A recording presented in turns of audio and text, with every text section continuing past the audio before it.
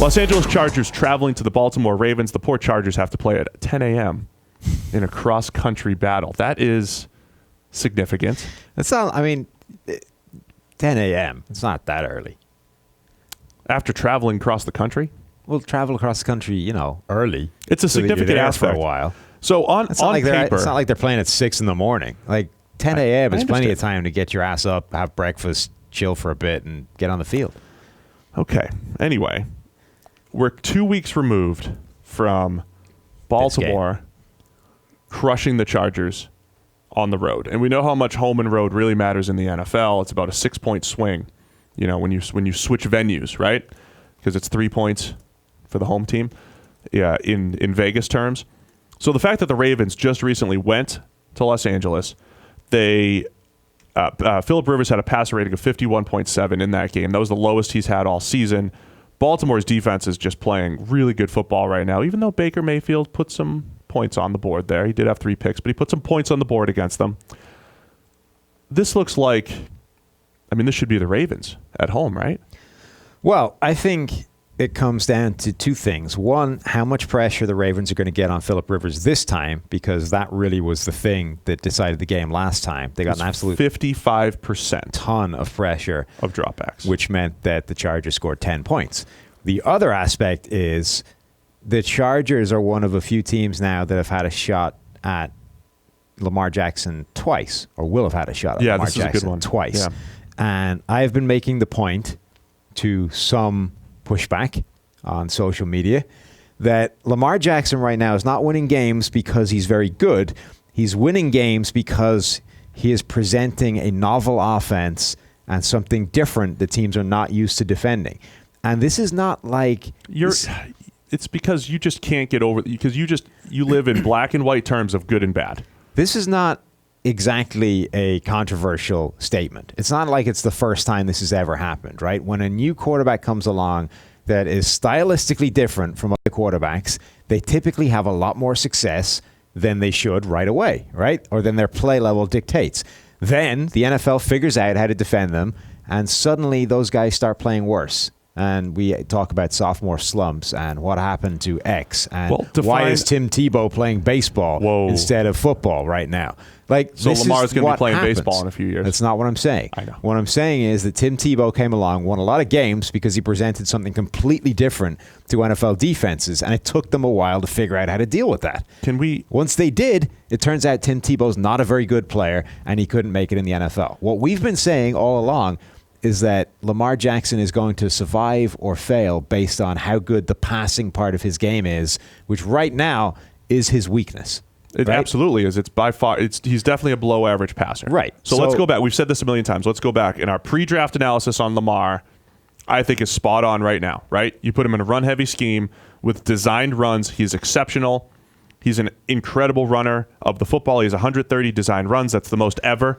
It's the most we've tracked since 2006. It's definitely the most ever since like the 40s, right? That's it, 130. 562 yards on design runs, 45 first downs or touchdowns. He does have 12 fumbles. We'll talk about that in a minute. Exceptional runner. He's a below average passer from an accuracy standpoint, yet he's also capable of doing NFL things in the pocket. He surveys the field.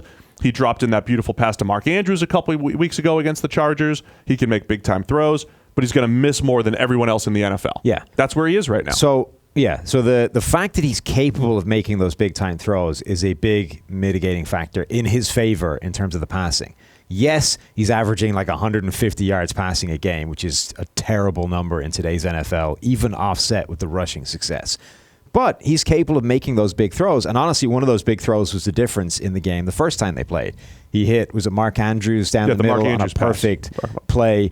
And that honestly was the difference between the two teams on that day. So he's capable of being the difference from a passing point of view, but most of the time he's missing too many of those plays. But I think it is critical.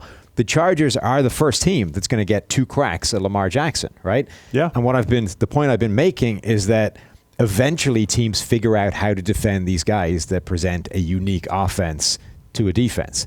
And obviously, the more times you see it, the more times or the more opportunity you have to figure out how to stop it. Now, it's not like it was a runaway success the first time these two teams played. the Ravens scored 22 points overall, and really that one play was the difference.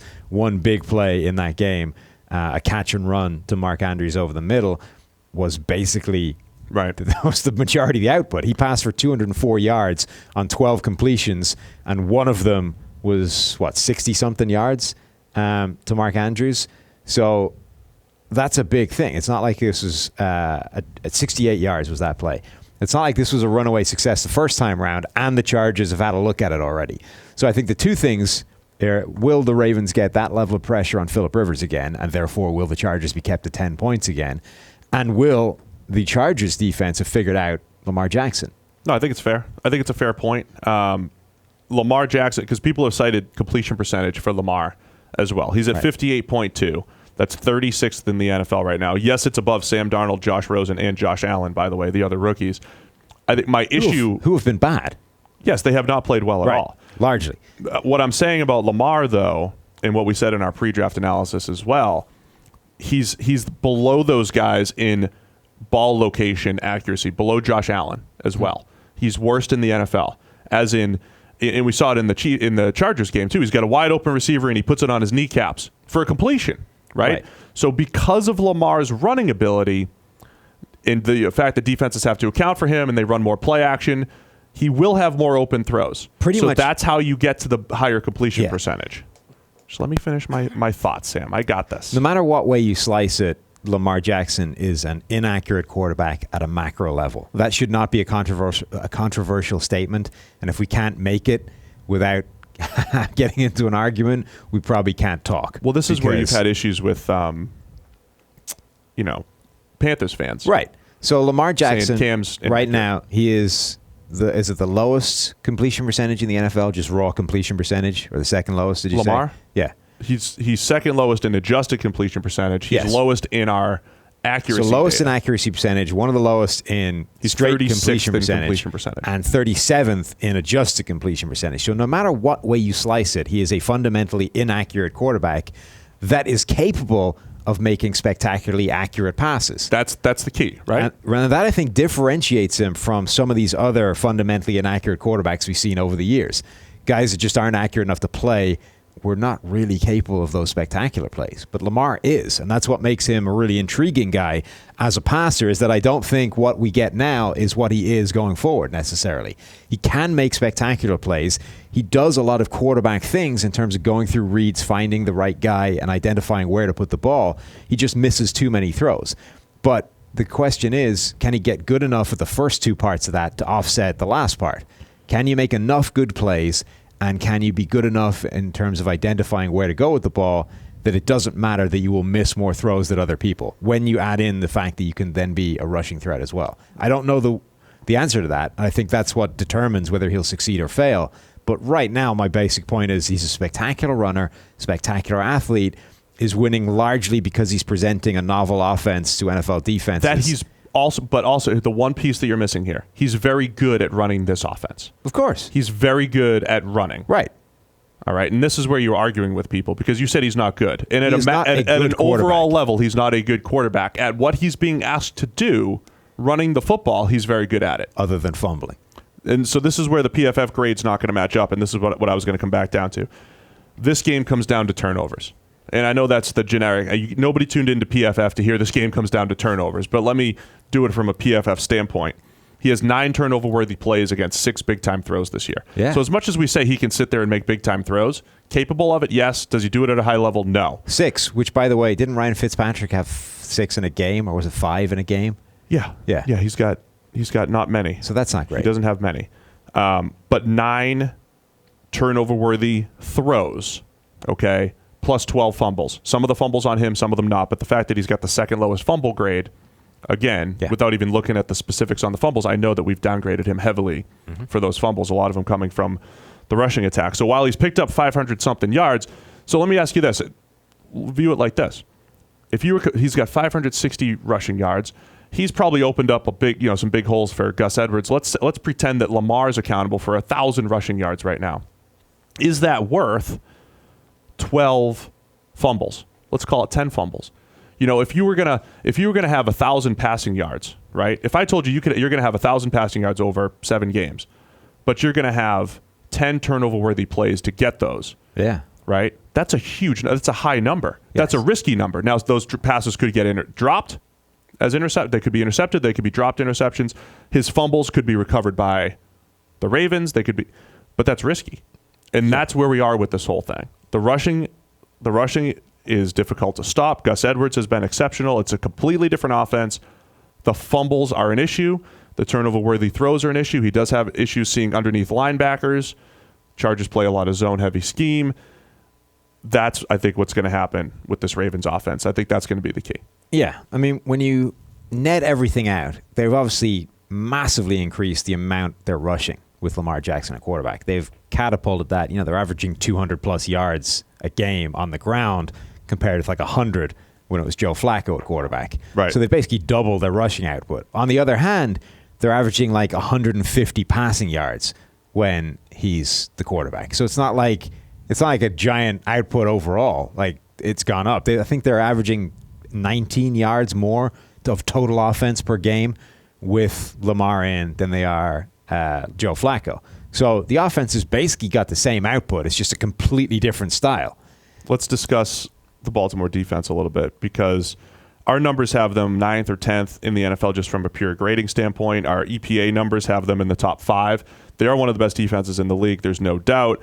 And it still comes back to, are they capable? Are they capable in a one-game setting? And the way they stop the run up front, the way they've rushed the passer in recent weeks, you've got Terrell Suggs still going. Yeah. You have Zadarius Smith leading the team with 60 pressures, and he really killed the Chargers the last time around. He's an edge that essentially, he's a big edge that they've started to move inside. Matthew Judon has 42. The big question mark coming into the season was Baltimore's ability to rush the passer, because they've got a pretty nice little secondary. They have 3 guys with over 40 pressures. That's very significant. It is. And it really comes down to how much they're going to get pressure on Phillip Rivers, because those guys were destroyed, the Chargers offensive line, the first time they played. And it hasn't gotten better since. I mean, They didn't have to pass much against the Denver Broncos, but Rivers was under pressure 11 plays and only had 13 without pressure. So they still had a pretty good day against the Chargers offensive line. I said before, they kind of reminded me a little bit of the Minnesota Vikings in terms of a team whose offensive line woes is going to come back to haunt them at the worst time, like in the playoffs, where you go up against the best defensive fronts, and they're just not good enough to keep their head above water in those games. And, Phillip Rivers, as spectacular as he's played this year, again, you reach that point where it's just critical mass, and he can't play given that volume of pressure. The Ravens were ahead of that level the last time they played, and I don't know what the Chargers could do between then and now to change that. And Rivers has struggled a little bit down the stretch. Definitely statistically, the grades haven't been as bad as the stats have shown, but he's got multiple interceptions in a couple games now, 3 straight games, 6 interceptions out of his 12 over the last 3 weeks. Not all on him, but we have seen a few more of those YOLO balls, just chuck it up. And those were the games that we said Phillip Rivers hasn't had yet. He has been remarkably consistent. His lowest game grade was week 11 against Denver at home, 64.6. His lowest game grade at 64 is really good. And, of course, he's got a bunch in the 80s and 90s. Does he revert back to, there's always 1 or 2 games a year where he's 3 picks, 4 picks that are on him that are just terrible. He has that in him, potentially too, especially when under pressure. That's the thing. I think he might, but if he does, it's going to be entirely down to the volume of pressure that comes on him. Like his passer rating under pressure this season was absurd for a lot of the year. Yeah. He was up. That's come down almost 20 points over the past few weeks. Again, just because we've reached this level, this threshold mark, beyond which there is no coming back from. You can't play in the face of that level of pressure. And for the Chargers, I think this game almost comes down to what have they figured out in terms of doing since that happened to stop that happening again on both sides of the ball. Yeah. What have they figured out? But I think even if they do exactly the same job against Lamar as they did last time, true. I think they've got a shot if they figured out a way to take that pressure rating down 15%. If they haven't, they just can't win. I mean, literally, they can't win this game unless they figured out a way of mitigating that. Hunter Henry, key to the game. Right. Yeah. Finally. He's going to play some snaps. He is. He's going to play a little bit. Hunter Henry, perhaps the key to the game. I mean, Stephen A. Smith had that weeks ago. He did. We're way behind. In our official picks, I think I took the Chargers.